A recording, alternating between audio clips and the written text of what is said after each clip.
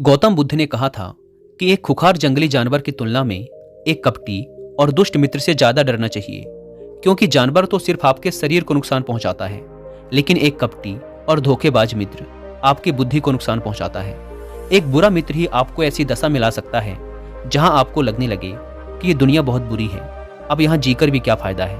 और ऐसा तब होता है जब आपके साथ विश्वासघात होता है, आपको धोखा दिया जाता है, और धोखा भी उसी व्यक्ति को मिलता है जिसने दूसरे पर अंधा विश्वास किया हो।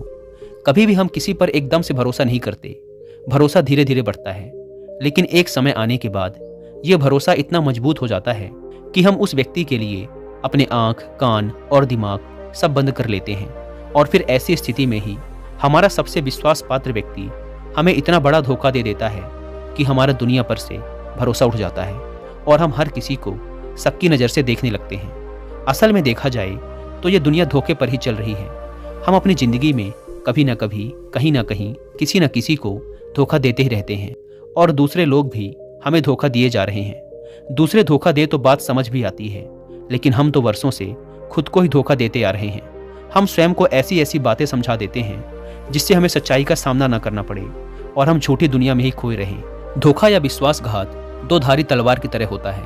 हमें लगता तो है कि हम सामने वाले को धोखा देकर उसे मूर्ख बना रहे हैं, लेकिन ये धोखे की तलवार आज जितनी गर्दन सामने वाले की काटती है, भविष्य में उतनी ही गर्दन हमारी भी कटती है। दोस्तों, आज के इस बौद्ध कहानी के माध्यम से जानेंगे कि हम खुद को धोखे या विश्वासघात से कैसे बचा सकते हैं, और वीडियो के अंत में हम ऐसी 10 निशानियों के बारे में भी जानेंगे जो एक धोखेबाज और झूठे व्यक्ति में पाई जाती हैं।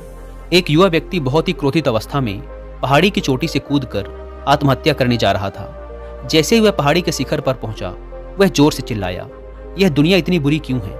यहाँ सब इतने स्वार्थी क्यों हैं? अब मेरे जीने का कोई फायदा नहीं। उसी पहाड़ी के शिखर पर एक बौद्ध भिक्षु अपनी ध्यान साधना में लीन थे। इस युवा व्यक्ति की तेज क्रोधित आवाज को सुनकर वे ध्यान से जागे। उन्होंने देखते ही समझ लिया कि युवा व्यक्ति यहाँ आत्महत्या करने आया है। वह व्यक्ति पहाड़ी से कूदने ही वाला था कि बौद्ध भिक्षु उसका हाथ पकड़कर उसे पीछे खींचते हुए बोले, क्या हुआ? आगे का रास्ता खत्म हो गया क्या? युवा व्यक्ति ने कहा, कैसा रास्ता? यहाँ तो कोई रास्ता ही नहीं है। मैं तो यहाँ से कूदकर आत्महत्या करने वाला हूँ। बौद्ध भिक्षु ने कहा, मरना तो एक दिन सभी को है, लेकिन तुम्हें इतनी जल्दी क्यों है? युवा व्यक्ति ने कहा, क्योंकि ये दुनिया रहने लायक नहीं है। यहाँ सब स्वार्थी हैं, सब धोखेबाज हैं। मैंने जिस पर भी भरोसा किया, सभी ने मुझे धोखा दिया। मेरे सगे भाई ने मुझे धोखा दिया, मेरे मित्रों ने मुझे धोखा दिया, लेकिन आज तो हद ही हो गई। मेरी पत्नी ने भी मुझे धोखा दे दिया। वो एक अमीर व्यापारी के साथ चली गई। इतने सारे धोखे मिलने के बाद अब मेरा इस दुनिया में जीने का कोई मतलब नहीं। इस स्वार्थी दुनिया में कोई भी भरोसे के लायक नहीं, इसीलिए मैं आत्महत्या करने जा रहा हूँ। बौद्ध भिक्षु ने कहा, क्या तुम स्वार्थी नहीं हो? क्या तुम पर भरोसा किया जा सकता है? व्यक्ति ने कहा, मैंने आज तक किसी को धोखा नहीं दिया, किसी के साथ विश्वासघात नहीं किया। आप चाहो तो मेरे गांव में जाकर भी पूछ सकते हो। लोग ही अक्सर मेरा फायदा उठाते रहते हैं, लेकिन मैंने आज तक किसी के साथ बुरा नहीं किया। बौद्ध भिक्षु ने कहा, मैं तुम पर भरोसा नहीं कर सकता।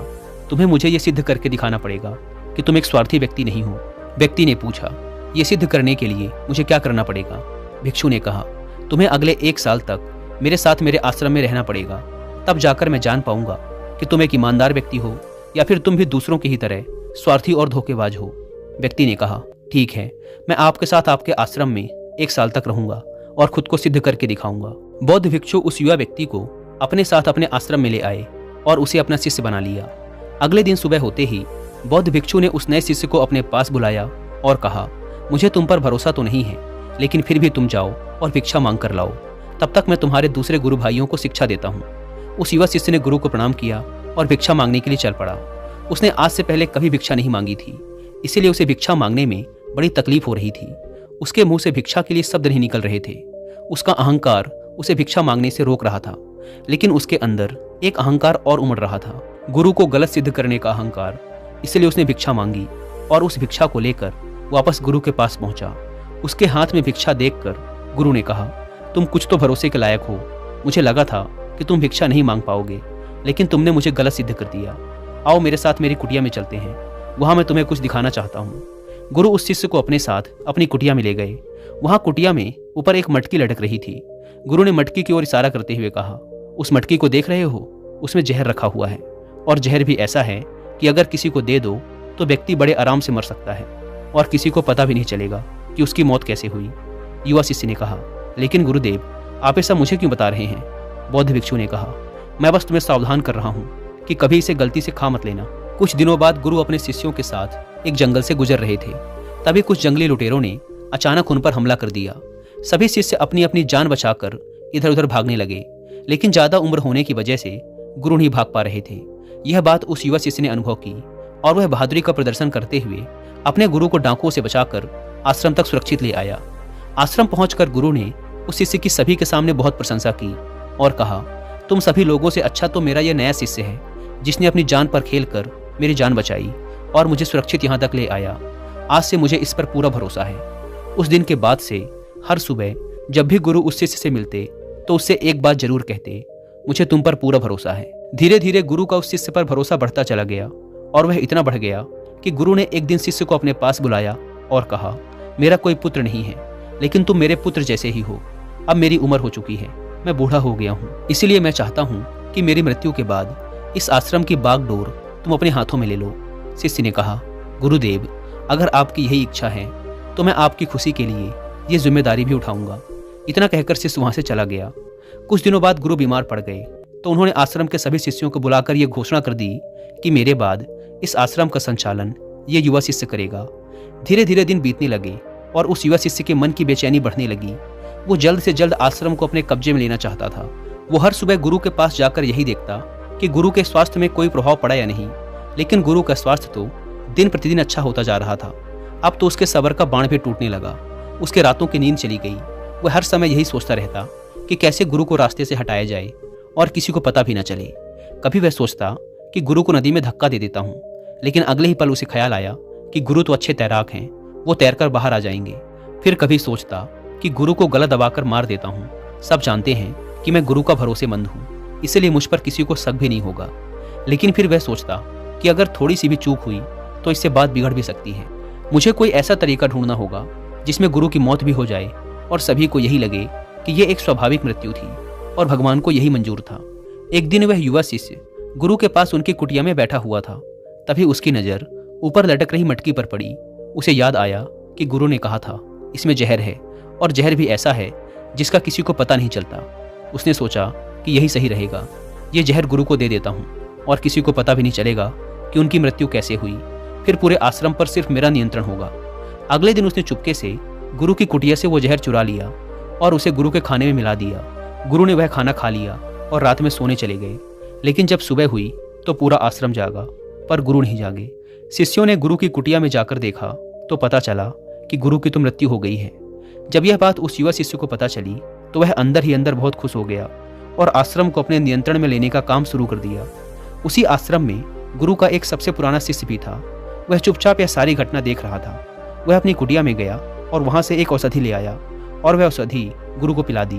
थोड़ी ही देर में गुरु की चेतना लौट आई और वह एकदम स्वस्थ होकर बैठ गए। यह सब देखकर उस युवा शिष्य के पैरों तले जमीन खिसक गई। वह बुरी तरह घबरा गया। गुरु ने बाकी के सभी शिष्यों को अपने अपने कामों में वापस भेज दिया और उस युवा शिष्य को अपने पास बुलाकर कहा, क्या तुम अभी भी विश्वास करने के लायक हो? क्या तुमने मुझे धोखा नहीं दिया? क्या तुम स्वार्थी नहीं हो? वह शिष्य गुरु के चरणों में गिर पड़ा और बोला, पता नहीं ये अपराध मुझसे कैसे हो गया। मैंने आज से पहले तो कभी किसी को धोखा नहीं दिया था। लोग ही मुझे धोखा देते आए हैं, लेकिन पता नहीं क्यों और कैसे मैंने आज आपको धोखा दे दिया। गुरु ने कहा, तुम मुझे धोखा दे ही नहीं सकते थे, क्योंकि मैंने तुम पर कभी भरोसा किया ही नहीं था। मैं किसी भी इंसान पर भरोसा नहीं करता। मैं केवल उसी पर भरोसा करता हूँ जो मैं अपनी आंखों से देखता हूँ। और मुझे तुम्हारे अंदर लालच दिखाई दे रहा था, और यह लालच भी मैंने ही तुम्हें जानबूझकर दिया था, क्योंकि कोई भी व्यक्ति केवल 3 कारणों से ही किसी के साथ विश्वासघात करता है। पहला स्वार्थ, दूसरा लालच और तीसरा ईर्ष्या। दोस्तों, यहाँ पर मैं आपको कुकू एफएम पर एक ऑडियो बुक रिकमेंड करूंगा जिसका नाम है दोगलापन, जिसे लिखा है भारत पे के फाउंडर और शार्क टैंक के सबसे फेमस जज असनीर ग्रोवर ने। इस ऑडियो बुक में आप सीखेंगे कि किसी पर भी अंधा विश्वास करना कितना भारी पड़ सकता है। असनीर ने अपने दोस्तों पर अंधा विश्वास किया, जिसका परिणाम ये हुआ कि उन्हें उनकी ही बनाई कंपनी भारत पे से बड़ी ही चालाकी से निकाल दिया गया। इस ऑडियो बुक को पूरा सुनकर आप असनीर ग्रोवर की लाइफ और उनके द्वारा की गई गलतियों से बहुत कुछ सीख कर उसे अपनी लाइफ में अप्लाई कर सकते हैं। मैंने भी अभी रिसेंटली इस ऑडियो बुक को सुनकर फिनिश किया है। 3 बातें जो मैंने इस ऑडियो बुक से सीखी हैं। पहली बात, किसी पर भी आंख बंद करके भरोसा नहीं करना है, और ऐसा काम या बिजनेस जिसको आपने बड़ी मेहनत करके खड़ा किया है उसका अल्टीमेट कंट्रोल अपने पास ही रखना है। दूसरी बात, हमेशा अपने से बड़े लोगों की संगत में रहिए और बड़ी बड़ी व नई जगहों में घूमने जाइए। असनीर दिल्ली के निवासी हैं। जब तक दिल्ली में थे लगता था यही सबसे बड़ी जगह है, लेकिन जब यूएस, कनाडा, फ्रांस जैसी जगहों में घूमने गए फिर उनका पूरा नजरिया ही बदल गया। और तीसरी बात, अपने परिवार को कभी नजरअंदाज नहीं करना है, क्योंकि सबसे मुश्किल वक्त में केवल परिवार ही साथ खड़ा रहता है। इस किताब में सीखने लायक ऐसे ही और भी बहुत से इंपॉर्टेंट लाइफ लेसन्स हैं जिन्हें आप इस ऑडियो बुक को पूरा सुनकर सीख सकते हैं। और जिन्हें कुक एफएम के बारे में नहीं पता, यह इंडिया का सबसे बड़ा ऑडियो शो प्लेटफॉर्म है जहां पर आप 10,000 से ज़्यादा ऑडियो शोज को सुन सकते हैं, वो भी अपनी मनपसंद लैंग्वेज में। वैसे इस प्लेटफॉर्म का मंथली सब्सक्रिप्शन पड़ता है 99 रुपीज़ का, लेकिन अगर आप यूज़ करते हैं कूपन कोड WI50 तो आपको इसके फर्स्ट मंथ के सब्सक्रिप्शन पर मिलेगा 50% का डिस्काउंट, यानी आपको पड़ेगा 99 की बजाय सिर्फ 49 रुपीज़ का। ऐप को डाउनलोड करने की link description and first comment पर मिल जाएगी। आइए कहानी पर वापस लौटते हैं। उस युवा भिक्षु ने गुरु से पूछा, लेकिन गुरुदेव, मैं खुद को इस स्वार्थ, लालच और ईर्ष्या से कैसे मुक्त रख सकता हूँ? गुरु ने कहा, खुद को पढ़ो, खुद को जानो, खुद के भीतर उतरने का प्रयास करो। इंसान के भीतर बड़ी संभावना है, वह खुद को कुछ भी बना सकता है, वह कुछ भी हो सकता है। और जब तुम में कोई बदलाव आए तो खुद के भीतर झांक कर ये जानने का प्रयास करो कि तुम क्यों बदल रहे हो, कौन तुम्हें बदल रहा है, ये बदलाव अच्छा है या बुरा। खुद का आत्मनिरीक्षण करने का प्रयास करो। गुरु के ये शब्द सुनकर शिष्य ने फिर उनके पैर पकड़ लिए और कहा, गुरुदेव, मैं आपका ही शिष्य बनकर रहना चाहता हूँ और ये ज्ञान प्राप्त करना चाहता हूँ कि मैं कौन हूँ, क्या हूँ और क्यों मैं बदल जाता हूँ। गुरु ने कहा, हमारे आसपास ऐसे बहुत से लोग हैं और ऐसे बहुत से लोग हुए हैं जो इस बात की मिसाल हैं कि उन्होंने अपने स्वार्थ, लालच और ईर्ष्या के बस में आकर कभी भी किसी को धोखा नहीं दिया, किसी के भी साथ विश्वासघात नहीं किया। धोखा इंसान तभी देता है जब उसे लगता है कि जो वो कर रहा है उसे कोई देख नहीं रहा और भविष्य में भी किसी को उसका पता नहीं चलेगा और जो वो कर रहा है वही सही है। हालांकि पकड़े जाने के बाद खुद को बचाने के लिए वो तर्क और दे देता है कि मैं तो कुछ कर ही नहीं सकता था, मेरे पास यही आखिरी रास्ता बचा था, मैं मजबूर था। लेकिन हर धोखे के पीछे की सच्चाई यही है कि व्यक्ति उसे जानबूझकर अपने फायदे के लिए करता है। गुरु ने शिष्य की आंखों में देखते हुए कहा, याद रहे, हम जब भी किसी को धोखा देते हैं तो हम उसकी आंतरिक चेतना को ठेस पहुंचाते हैं और वह इतनी बुरी तरह आहत हो जाता है कि उसका किसी पर भरोसा नहीं रह जाता और वह अंदर से बहुत दुखी और खुद को बड़ा अकेला महसूस करने लगता है। इसीलिए अगर तुम चाहते हो कि तुम्हें कोई धोखा न दे पाए तो अपनी आंख, कान और दिमाग को खुला रखो। लोगों पर भरोसा तो करो, लेकिन इतना भी भरोसा मत करो कि वो तुम्हारा फायदा उठाने लग जाएं। हमेशा अपने सबसे महत्वपूर्ण कामों का नियंत्रण अपने हाथ में रखो और कभी भी अपने जीवन की बागडोर किसी दूसरे के हाथों में मत दो। और बीच बीच में खुद की भी जांच पड़ताल करते रहो कि जिस धोखे से तुम बचना चाहते हो कहीं वैसा ही धोखा तुम तो किसी दूसरे के साथ नहीं कर रहे हो। और अगर फिर भी तुम्हें कोई धोखा दे तो निराश मत होना, क्योंकि हर एक धोखा इंसान को कुछ न कुछ सिखा कर ही जाता है। धोखा खाने के बाद इंसान पहले से भी कहीं ज्यादा सतर्क और समझदार हो जाता है। इसीलिए सिर्फ एक धोखे की वजह से खुद की जिंदगी को बर्बाद मत करो और इसे एक सीख समझकर आगे बढ़ जाओ।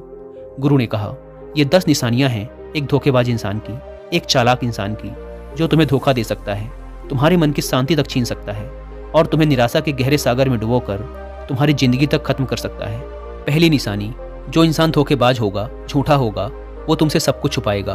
तुम्हें उसके बारे में दूसरे लोगों से पता चलेगा और जब तुम पूछोगे तो बोलेगा कि बताना ही भूल गया। उसके साथ बहुत लंबा वक्त बिताने के बाद भी तुम्हें उसके बारे में कुछ खास पता नहीं होगा कि वो तुम्हारे बारे में सोचता क्या है, उसके जीवन में क्या चल रहा है। तुम हमेशा उसके बारे में दुविधा में ही रहोगे, क्योंकि वो तुमसे हर एक बात छुपाएगा, क्योंकि वो एक सच्चा इंसान है ही नहीं। एक सच्चे इंसान को कोई परेशानी नहीं होती अपने बारे में बताने में, वो लगभग हर एक बात तुम्हारे साथ साझा कर लेता है। लेकिन जो धोखेबाज होगा वो बड़ी सावधानी से चलता है।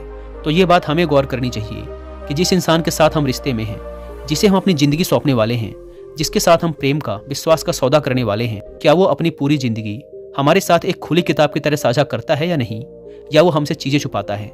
अगर वो छुपाता है तो वो इंसान एक बहुत बड़ा धोखेबाज है। दूसरी निशानी, जो इंसान धोखेबाज होता है और जिसका हमसे सच्चा प्रेम नहीं होता, उसे हमारी परवाह कभी नहीं होती। हम चाहे उसकी कितनी ही परवाह कर लें, कुछ भी कर दें उसके लिए, लेकिन उसे जरा सी भी परवाह नहीं होगी। और ऐसा एक बार नहीं, बार बार देखने को मिलेगा। लेकिन हम इसे देख कर भी अनदेखा कर देते हैं, ये हमारी गलती है। हम अपने मोह के चलते सच आंखों के सामने होते हुए भी उसे देख नहीं पाते, ये हमारी कमी है। अगर हम थोड़ा होशपूर्वक देखने का प्रयास करें तो हमें पता चलेगा कि उसे हमारी कोई परवाह नहीं। तीसरी निशानी, जो इंसान धोखेबाज होता है वो बहुत बड़ा झूठा भी होता है। उसकी खुद की बातें ही खुद से मेल नहीं खाती, उसकी जुबान बार बार बदलती रहती है, वह अपनी ही बातों पर खरा नहीं उतरता, लेकिन हम उसकी झूठी सच्ची बातों पर फंस जाते हैं, इसीलिए हम उसे पहचान नहीं पाते। चौथी निशानी, एक धोखेबाज व्यक्ति हमारे सामने तो हमारी चापलूसी और झूठी प्रशंसा कर लेगा, लेकिन वो कभी भी हमारे पीठ पीछे या दूसरों से हमारी प्रशंसा नहीं करेगा और हमें इज्जत नहीं देगा। हम चाहे उसके लिए मर ही क्यों न जाएं, लेकिन वो कभी भी हमारी प्रशंसा नहीं करेगा और हमें उतनी अहमियत कभी नहीं देगा जितनी हम उसे अपनी ज़िंदगी में देते हैं, क्योंकि वो एक दिन हमें धोखा देने वाला है। तो हमें बहुत बड़ा धोखा मिले, इससे अच्छा है कि हम पहले ही सावधान हो जाएं। पांचवी निशानी, वो क्या कहते हैं उस पर ध्यान मत दो, बल्कि वो तुम्हारे साथ क्या करते हैं उस पर ध्यान दो, क्योंकि बातें कहना बड़ा आसान है लेकिन करना बड़ा मुश्किल। पर अधिकतर लोग इन्हीं बातों पर आकर फंस जाते हैं। इसीलिए चाहे वो तुमसे कितनी ही बातें करें, कितने ही वादे करें, लेकिन जब तक वो उन्हें करके ना दिखाएं, भरोसा मत करना। छठी निशानी, ये अक्सर प्रेम संबंधों में देखने को मिलती है कि एक धोखेबाज व्यक्ति अपने से प्रेम करने वाले को ऐसे लेता है कि सामने वाला हमेशा उसके लिए उपलब्ध रहने वाला है, वो कहीं नहीं जाने वाला, यहीं पड़ा रहेगा उसके लिए। वो ना इज्जत देता है और ना ही सम्मान, और अगर उनसे सम्मान की भीख मांगी जाए तो वो और बेइज्जत करते हैं। अगर किसी रिश्ते में किसी से गिड़गिड़ाना पड़े, उससे भीख मांगना पड़े कि मुझे अपना समय दो, मुझसे बात करो, तो इससे घटिया रिश्ता और कोई हो ही नहीं सकता। जिसको तुमसे सच्चा प्रेम होगा वो खुद चाहेगा कि उसका ज़्यादातर समय तुम्हारे साथ बीते। जिससे तुम्हें समय की भीख मांगनी पड़े, समझ जाओ कि उसके अंदर तुम्हारे लिए कोई प्रेम नहीं है। सातवीं निशानी, उसके पास हर काम के लिए समय होगा, लेकिन तुम्हारे लिए कभी भी समय नहीं होगा। वो अपनी ज़िंदगी में तुम्हारे लिए कुछ भी नहीं छोड़ेंगे, लेकिन तुम्हें कभी भी छोड़ देंगे। वो तुमसे बात तभी करेंगे जब उनका मन होगा, ना कि तब जब तुम्हें उनकी ज़रूरत होगी। वो तुम्हें तो किसी दूसरे इंसान से बदल सकते हैं, लेकिन तुम्हारे लिए कुछ भी नहीं बदलेंगे, ना अपनी आदतें, ना अपना स्वभाव और ना ही अपना आराम। आठवीं निशानी, वो कभी भी तुम्हारे प्रति समर्पित और प्रतिबद्ध नहीं होंगे कि चाहे कुछ भी हो जाए, हम तुम्हारे साथ हैं, चाहे कैसा भी समय हो, हम तुम्हारा साथ देंगे। वो केवल अपनी शर्तों पर तुम्हारे साथ रहेंगे। जब जब उन्हें आराम होगा और अच्छा लगेगा, वो तुम्हारे साथ रहेंगे, और अगर उन्हें थोड़ी सी भी तकलीफ हुई तो वो चले जाएंगे, क्योंकि वो अपने आराम से बाहर आकर तुम्हारे लिए कभी भी कुछ भी नहीं करने वाले। नौवीं निशानी, वो तुम्हें हमेशा दुख पहुंचाते रहेंगे, कभी जानबूझकर तो कभी उन्हें पता भी नहीं चलता कि वो तुम्हें कितना दुख पहुंचा रहे हैं, और तुम्हारे दिल को ठेस पहुंचती रहेगी। जो इंसान तुमसे सच्चा प्रेम करता है, उसके साथ तुम्हें खुशी महसूस होगी। उसके साथ रहने पर तुम्हें ऐसा लगेगा कि जैसे तुम हल्के होकर हवा में उड़ रहे हो। और अगर तुम एक धोखेबाज, एक गलत इंसान के साथ रिश्ते में हो, तो तुम्हें सब कुछ भारी भारी और बोझिल लगेगा। ऐसा लगेगा जैसे कुछ ठीक नहीं हो रहा। तुम्हारे अंदर से ये आवाज़ आएगी कि ये रिश्ता ठीक नहीं है तुम्हारे लिए। पर अगर तुम उसे सुनकर भी अनसुना कर देते हो तो ये तुम्हारी गलती है। 10वीं निशानी, तुम उनकी ज़िंदगी में कहीं नहीं होते, कोई विशेष जगह नहीं होती तुम्हारी उनकी ज़िंदगी में। वो जब चाहें बड़ी आसानी से तुम्हें अपनी ज़िंदगी से निकाल बाहर कर सकते हैं, और उन्हें कोई फ़र्क भी नहीं पड़ेगा। अगर तुम्हें भरोसा नहीं और सच्चाई जाननी है उनकी, तो कुछ दिनों के लिए उनकी ज़िंदगी से गायब हो जाओ। उन्हें ज़रा भी फर्क नहीं पड़ेगा, बल्कि वो तो और खुश हो जाएंगे कि अच्छा हुआ मुसीबत गई हमारी ज़िंदगी से, अब हम और आज़ाद हैं, अब हम जो चाहें वो कर सकते हैं। दोस्तों, अगर आप भी ऐसे इंसान के साथ रिलेशनशिप में हैं तो होश में आ जाइए और जितना जल्दी हो सके इससे बाहर आ जाइए। यकीन मानिए, ऐसे रिश्ते से बाहर आकर आपको शांति, सुकून, प्यार सब मिलेगा। और क्या सिर्फ वही एक इंसान है इस दुनिया में? आप एक बुरे इंसान को छोड़ेंगे तो 10 अच्छे इंसान आएंगे आपकी ज़िंदगी में, जो आपको सम्मान देंगे, प्यार देंगे। पर जब तक आप ऐसे झूठे इंसान के साथ जुड़े रहेंगे, आपको दूसरे अच्छे इंसान दिखेंगे ही नहीं। लेकिन जैसे ही आप ऐसे धोखेबाज इंसान को छोड़ेंगे, आपकी ज़िंदगी में अच्छे इंसान आने शुरू हो जाएंगे। एक बात और, आजकल जिन लोगों के साथ रिलेशनशिप में, प्यार में धोखा होता है, वो कहते हैं कि प्यार व्यार कुछ नहीं होता, सब कुछ धोखा होता है, आजकल सब कुछ झूठ है। लेकिन ये पूरी तरह सही नहीं है। वो इंसान जिसने आपको धोखा दिया, वो प्यार का मतलब नहीं जानता था। पर आज भी दुनिया में ऐसे बहुत से लोग हैं जो प्यार करना भी जानते हैं और उसे निभाना भी जानते हैं। जिन जिन लोगों के साथ धोखा हुआ, वो तो अपनी तरफ से सच्चा प्यार कर ही रहे थे ना। प्रेम तो ईश्वर का वरदान है, और प्रेम पर ही ये दुनिया टिकी है। अगर एक गलत इंसान आपके प्रेम को नहीं समझ पाया, तो इसका मतलब ये नहीं कि इस दुनिया में प्रेम ही नहीं है। ये दुनिया प्रेम से ही चलती है। ये हंसती नाचती दुनिया प्रेम करने वालों के बदौलत ही है। और अंत में एक बात और दोस्तों, अगर आपको अपने परिवार वालों से धोखा मिले या फिर आपको कोई गलतफहमी हो गई हो, तो कोशिश यही करिएगा कि आप लोग एक दूसरे की बातों को समझें, एक दूसरे को जानें और एक दूसरे को माफ़ करें। क्योंकि दोस्तों, आपको बहुत सारे लोग मिल जाएंगे, लेकिन आपके परिवार जैसे लोग आपको पूरी दुनिया में कहीं और नहीं मिलेंगे। हाँ, उनकी बात अलग है जो आपके परिवार से थोड़े बाहर के लोग हैं, जैसे आपका मित्र, कोई दूर का सगा संबंधी या फिर कोई पड़ोसी, लेकिन परिवार के लोगों को माफ़ करने में ही समझदारी है। दोस्तों, मुझे उम्मीद है कि आपको ये वीडियो पसंद आई होगी। और जाने से पहले एक बार फिर याद दिला दूं कि कुकू FM पर दोगलापन बुक की हिंदी में ऑडियो बुक सुनना ना भूलें और मंथली सब्सक्रिप्शन पर 50% डिस्काउंट के लिए आप WI50 कूपन कोड का इस्तेमाल भी कर सकते हैं। धन्यवाद।